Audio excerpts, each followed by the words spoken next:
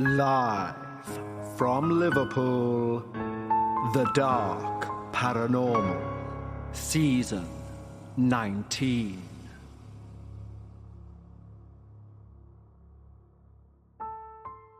Hello everyone and welcome back to The Dark Paranormal, Season 19, Episode 4. First and foremost, again, a huge thank you for all of the feedback, the comments and the kind remarks about our endeavour into the video world with Dark Realms. I often say this is your show, you shape the show, and Dark Realms and this video venture have definitely proven that.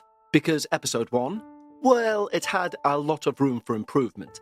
Episode 2 was much better in my opinion, however the volume, from your feedback, was fine for the audio format but not for YouTube. So that will be fixed for the next episode. And it's feedback like this which is why I say this is your show. You literally provide the content and you tell me what's right and wrong about the show. And for that I'm eternally grateful. And I think it also shows that we are arguably one of the most malleable shows in terms of giving you the show that you want. You are shaping the show literally each and every week. You provide the content and you inform me how you want to consume that content.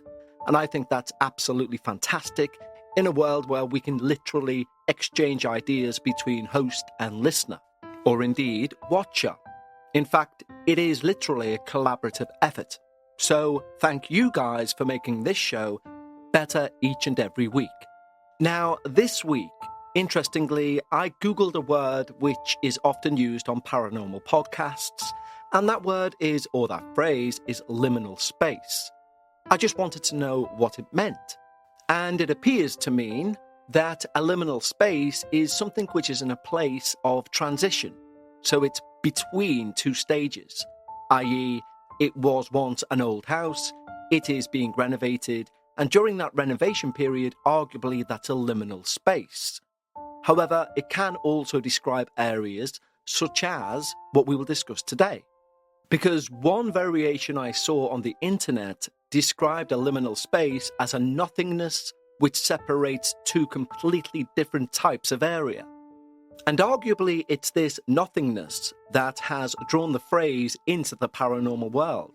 Because it's not just nature that abhors a vacuum, it's us ourselves. We don't like the idea of nothing being in a certain place. For example, if you have a house with 18 rooms and one of them is completely barren, you'd want to know why. And your mind would automatically jump to, there must be something wrong with that room. Well, we're not talking about an empty room today, but we are talking about one of these spaces of nothingness that sits between two levels of otherness. However, this particular liminal space, and I do use that phrase very broadly in this context, is in millions of homes around the world. And I do not say that as in to say, if you have one, be afraid. I say that as pure fact. But before we move on to our experience today, we need to, of course, let you know about our wonderful team over at Patreon. When you decide to join our Patreon, not only will you receive every episode on this main feed, both ad-free and before anyone else. And that goes for season debuts, season finales, even the videos for Dark Realms. But you can also gain access to our Patreon-only podcast, Dark Bites. And Dark Bites releases each and every Sunday of the year, even on the downtime between seasons. Tasters of Dark Bites are available on the pre-episode before our debut of the last few seasons, and they're basically a mix of the shorter experiences that we receive that neither fit really a mini-sode nor a main episode of the Dark Paranormal.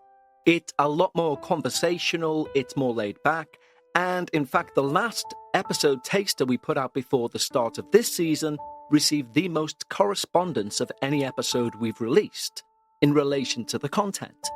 Each episode is at least 30 minutes long, and there is a back catalogue of over 100 hours of unheard paranormal experiences sent in by our listeners.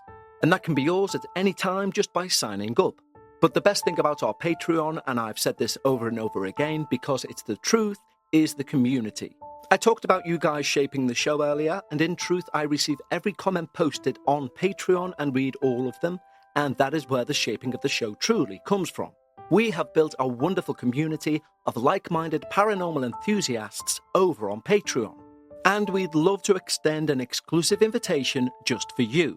Simply head over to patreon.com/The Dark Paranormal. Just like the following wonderful new team members have: Marcus E. Hudnall, Donna Marie, Tammy Allison, Abby Marr, Sondra, Mercedes Chapman, Bree Taff, Michael Tunstall, Amanda Rayborn, PT21, Viv Ross, Perry, August Flower, Samantha T, Elard Tonza, Wine42, Emily, Ruben O, Victoria V, Steve End, Misty Dream, and Simon W. Thank you so much for supporting the show, guys. I genuinely mean that. We're an independent podcast. We're not part of a major network, and it just shows that you back independent podcasting. So why not find out for yourself why people are joining our Patreon, staying on our Patreon, and I'll tell you the main feedback is because it's a safe space within the paranormal community, and it's one of very few. Head over to patreon.com/The Dark Paranormal. But right now, it's time to lower those lights, make yourself comfortable, and most importantly, leave your disbelief at the door, as we hear how it woke in the crawl space. Hi Kev, my name is LJ, and I've been a listener of the Dark Paranormal podcast for a couple of years now. I've had experiences with the paranormal since I was a kid, but I grew up in a Jewish household where I was always told to either ignore anything I saw/heard, or told that I had an overactive imagination. I may have been a kid, but I didn't imagine anything. My dad would get angry if I argued about it or just brought it up in general, because that's how he was. Before I start telling my story, I just wanted to give you a bit of a warning. This is Kev speaking now, direct, this isn't LJ. LJ basically goes on to say how I should watch for spelling mistakes or grammar due to certain reasons, but I just wanted to jump in here to say both to LJ and to anyone else who may think I don't have the capability to send through a coherent story. We do not care about your grammar. We do not care about your spelling. We want your experience. This isn't school. It won't be graded in any sort of way. We just want to know what terrified you. So please, if you're one of those individuals who has an experience but doesn't feel confident enough to write it down, do not let that be a factor in submitting your experience through to the show. Language is language at the end of the day, and if you can be understood, I care not a jot in which form it arrives. So please learn from LJ's example here, and if you have an experience, send it in, irrelevant of how you believe it reads. But back to LJ's story. There are a handful of experiences that I fully remember, but the one I want to talk about today still scares me. I still can't sleep in the dark because of it. Like I said, I've had experiences my entire life. This one happened in Pennsylvania and still gives me nightmares to this day. The house I lived in was built in 1957, after the original house was destroyed by a fire in 1944. It is a beautiful house, and one of 4 houses on top of a hill. I don't know much about the original house, other than the fact that the basement used to be a cold storage for a while. The original town morgue was at the bottom of the hill, and almost every house nearby was built when the town was founded in the 1700s. The rest of the town was built up around the early 1900s and has remained like that to this day. There are no new builds at all, only renovating the old houses with modern plumbing and electrical things. To protect people in the story, I'm not going to name the town, and everyone else in this story will have fake names. My hometown was one of many towns on the southern slope of the Blue Mountains, near the state gaming lands. For those who don't know, that's the land specifically designated by the state for hunting. Deer, elk, ducks, geese, you name it. I loved it there, despite the hell I went through at that home. I loved the pine trees, roly-poly bugs, and the blackberry bush the neighbours behind us grew. The front yard had a huge oak tree that I loved climbing, And that's actually how this whole thing started. I don't remember the exact day, only that it was raining, and my dad was sleeping because he'd worked a night shift. He would get pissed off and yell at me and my sisters, Anne and Lynn, if we woke him before his alarm went off. He'd yelled at me the night before because I'd knocked on his door to ask if he could go and get me a cup so I can drink some water. So I was trying to avoid waking him up. The few times he wasn't yelling, he wasn't a bad dad. And he even built me a little tree house in the oak tree. He was just a father of 3 kids ranging from 11 to 6. I had a stepmom who had 3 boys of her own, but she took care of them and didn't like us at all. I could write a whole horror book just about her, but that's not what this is about. Anyway, she was at work, and my stepbrothers were in the basement playing StarCraft. This was 2001, so that was still a popular game. My sisters were watching a movie, and nobody ever wanted to hang out with the annoying little kid. So I was usually left to my own devices, which to me meant reading whatever books I had. I started reading when I was 3, which is why I talk funny, according to some people. Or I'd play with my toys. But that day, I wanted to be outside, even though it was raining. So I went out and I was climbing up to my treehouse when I fell. I don't remember anything right after, as I woke up in the hospital with my dad right next to me. One of the neighbours had watched me fall from the tree and immediately called an ambulance, which woke him up. When I woke up in the hospital, he switched from worried to angry, yelling so much he was removed by the cops and had to fly my grandma in from Cali to help take care of me. I'd suffered a concussion, a broken arm, 3 broken ribs and blood loss. Because I was so scrawny and I had anemia, I had to stay in hospital for quite a while. And between the doctors and nurses coming in, I also had people from CPS coming in. And I remember being scared and asking for my dad. I know they meant well, but I was 6. My grandma tried to help as best as she could, but it was an unfamiliar place, and strangers were asking me questions I just didn't know how to answer. So, of course, I was going to ask for the only parent I've known my entire life. That was what my life felt like for months, even though it was really just 6 weeks. During my stay in the hospital, I saw things that I couldn't understand. I saw an older woman in what I now recognise as a nurse uniform, but from the 50s or 60s. She would go round checking every other patient and adjusting their blankets.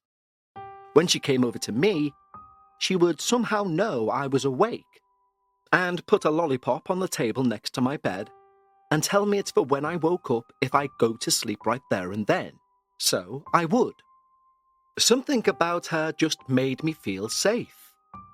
If she was there when I was awake, she would put the lollipop on the table, adjust my blankets, and I would just fall asleep. I still think about her sometimes. That nurse was the only part of that hospital that made me feel safe. There was something else that was there that I still can't make heads nor tails of, and I don't want to. I always called him the tall man with the hat, because he was a tall man who wore a hat. He was just this black figure who would just stand at random people's beds and scared the shit out of me. He never looked my way, but I knew that he knew I saw him, because he would always laugh when he went past my bed. It was one of those laughs where you just know it's directed at you, even if they're not looking at you. But every time I saw him, the person he would be looking at would be dead either when I woke up or later that same day. I haven't seen him since, but I haven't forgotten him in the slightest. And something in me tells me that I will see him again. One day.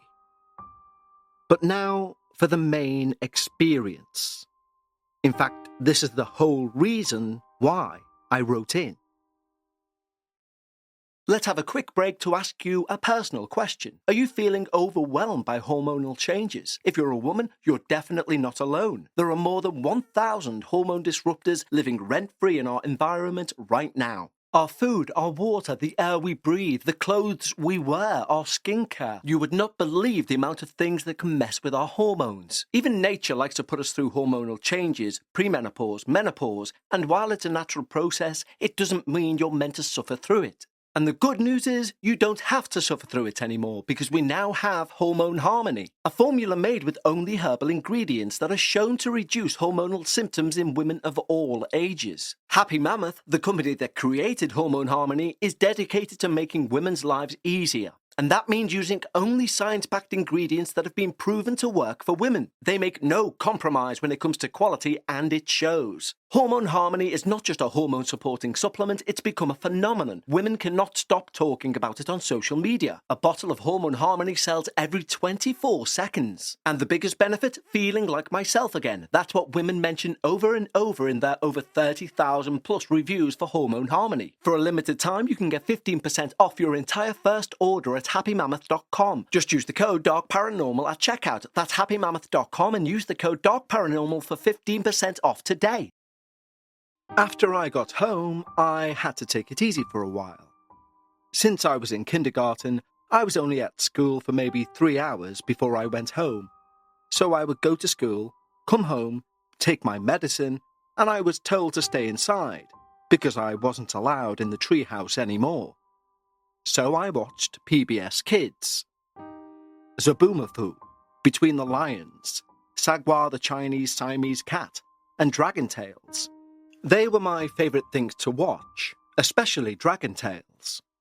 One day after school, I was waiting for my dad to wake up to help me with my schoolwork when I heard a noise downstairs in the basement.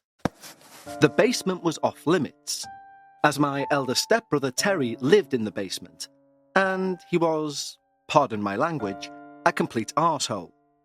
10 years older than me, and he enjoyed beating me up when he could get away with it. Obviously not at that time, since I was recovering from my injuries. But he still made sure to call me horrible names like Gimpy or retard, just a horrible person. But he was at school. So I thought I'd go downstairs to see maybe if something fell, because I didn't want him to blame me for anything. So downstairs I went, and it felt completely different from upstairs.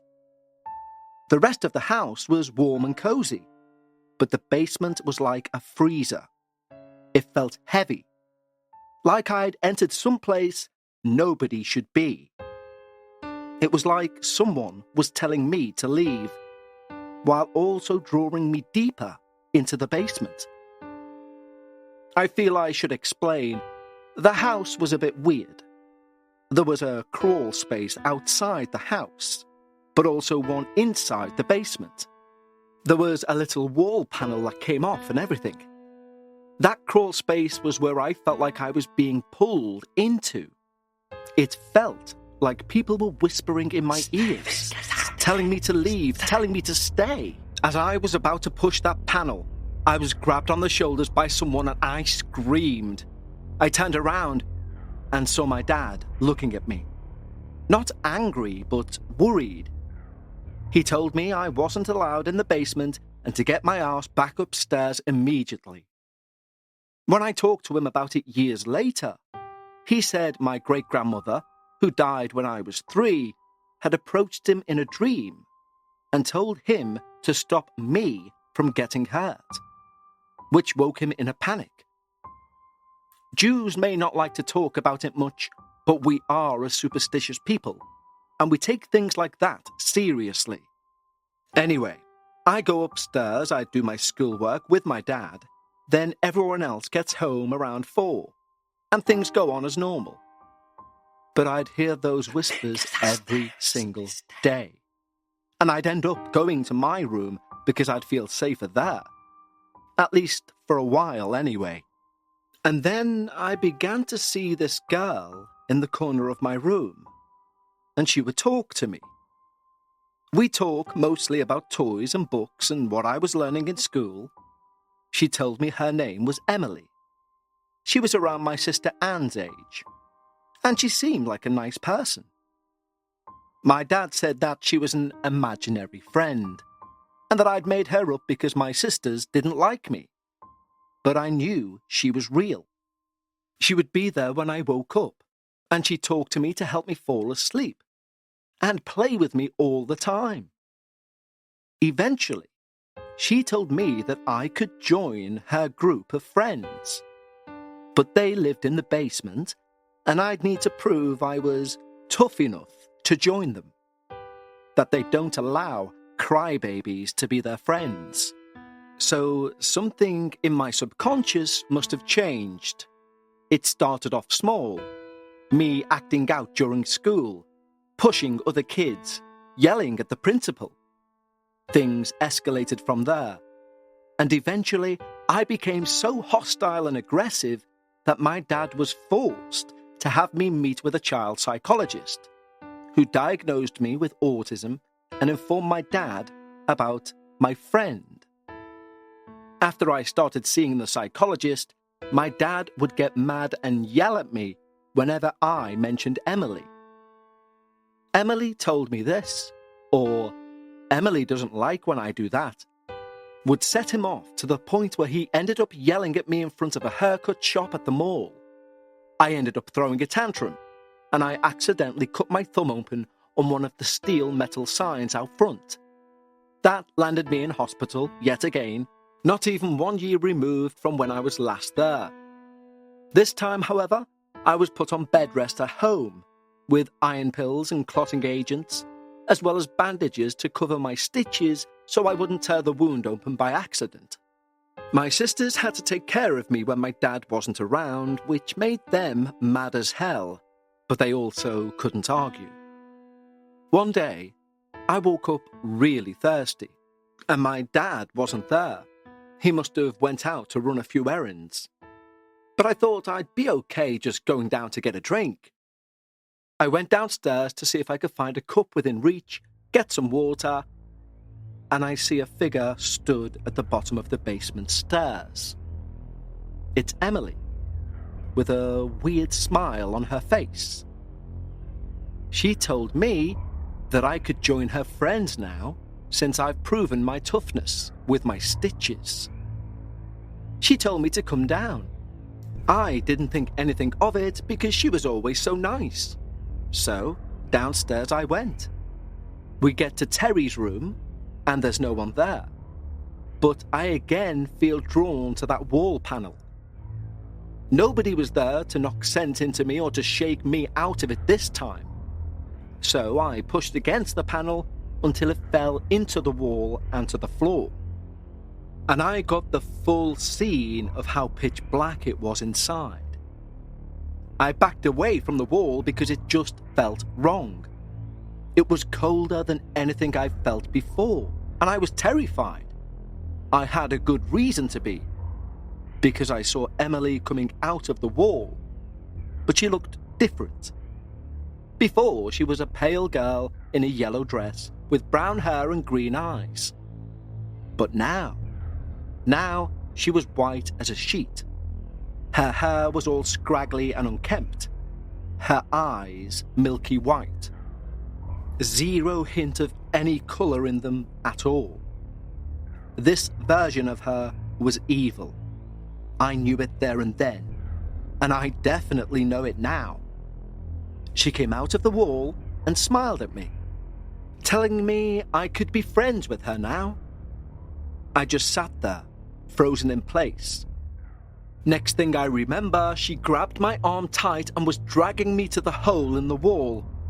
Then my dad came into Terry's room, shouting something in Hebrew. I don't know what it was that he said, but it was enough for her to let go. My dad rushed me out of that house and drove 2 hours to see the nearest rabbi, who gave him bottles of blessed oil, a small vial of sand from the Dead Sea, and a mezuzah. A mezuzah is a small handwritten scroll with a verse from the Torah encased in a small box, usually made of olive wood, pewter silver, or gold, that's placed on the frame just outside the front door of your home. In some cases, they can be placed inside the house, which is what happened with me, but that's a rare occasion. The rabbi also prayed over me, anointing my head with oil multiple times before he would let my dad take me home. I wish I could say that was the last time I saw Emily, but it wasn't. Even with the mezuzah, I would hear her voice through the vents, telling me she wasn't done yet, and that I was hers. Then she started to go after my stepbrothers and my sisters, trying to get them to help her. Terry ended up moving to Florida to live with his dad, so I never saw him again. But his brothers, Alan and Zeke, were still there, and they were getting angry with me because of Emily. I lived in terror for another full 2 years before the last incident happened. I had just turned 10 and was left alone because my elder sister had been dealing with a pretty bad drug addiction, and she was getting violent with everyone. So she was being sent to a group home by the state to address the underlying issues. Everyone else was seeing her off, but my dad said that I was too young to go because of how serious this was. So I was left home alone. I'd been left home alone a few times, so I didn't think anything would happen. I'd been doing better at school, and things were getting better with my psychologist. I was diagnosed with Asperger's, but my appointments were down to once every other week, and I felt lighter overall. I guess my good mood made me vulnerable, because Emily showed up. My 4th grade teacher had assigned us to read 2 chapters a day from the book Hatchet, and we had to write a report each day of what we'd read to make sure we understood the story. I was doing my reading, and I saw a shadow out of the corner of my eye. I turned to look. Nothing. This happened a few more times, but the shadow seemed to get closer each time until I do look, and Emily is at the opposite end of the table.